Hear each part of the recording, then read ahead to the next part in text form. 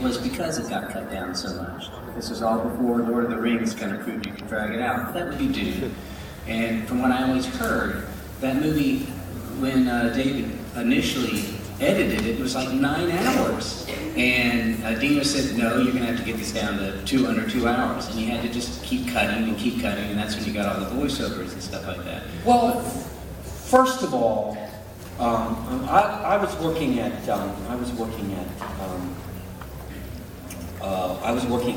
Columbia University teaching directing actors specifically. And there was a guy there who was the head of the place with Milos Forman were the two heads, and he was an incredible script doctor. He knew more about structure than anybody, this guy. And David had, because he had worked with David on Eraserhead, and he gave David the film. He was head of AFI at this point, and he gave David Lynch the footage. He had a bunch of shorts. He said, "I'll give you this, but you got to cut it. So take everything, the whole movie, and put it on note cards, and we're going to go over it, and we're going to restructure this movie so that you can shoot it." And he did. So part of the success of Eraserhead, I think, was probably partially due to Frank Danielle's influence on it.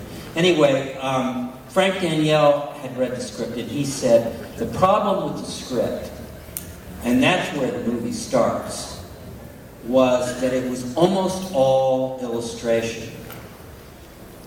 It really just told the story sequentially. And you can't do that. You've got to have a meanwhile, and a film has to be, and then this story has to be structured in a way that it creates tension and so forth. And there was no tension in that movie at all. It just didn't build well. It didn't. So it was flat, and people came and saw it and didn't like it, and that was the problem. It was, it really was. And who's going to sit through a 9-hour movie?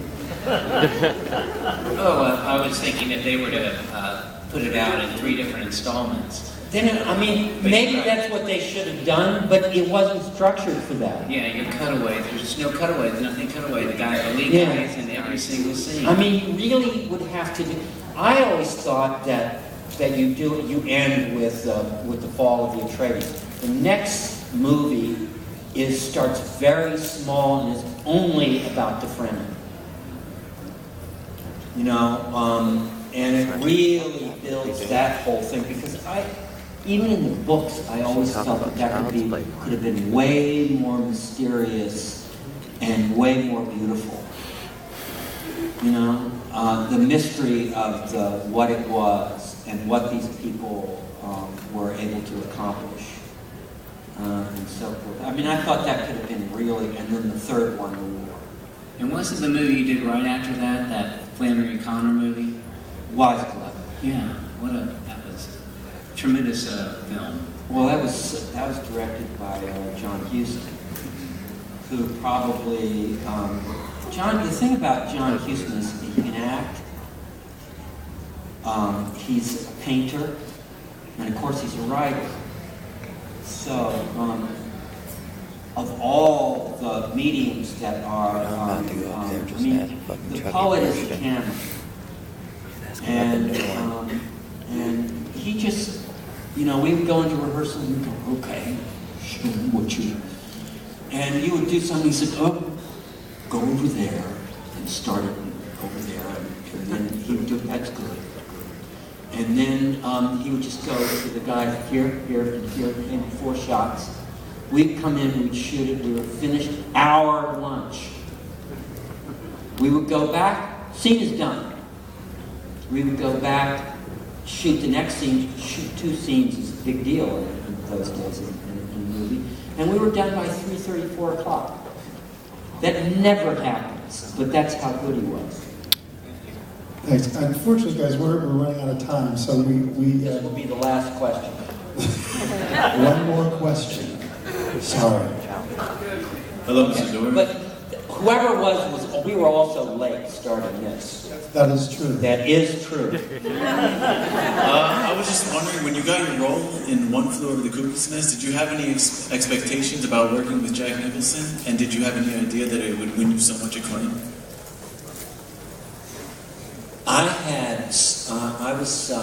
I just moved to Woodstock, and I had seen The Last Detail in Woodstock. And Jack's performance in that, I think it's the best thing he ever did in his life. I just was like, I thought it was completely innovative, and I realized that this guy's really changed the way people act. Nobody's going to act in the same way because of Jack Nicholson. That was the culmination of a lot of things. And I said, I'm going to work with that guy. I just know it. And I threw that out into the universe and made it very clear. And my expectation about fame and fortune comes when it comes and doesn't, and who cares anyway. Thank you.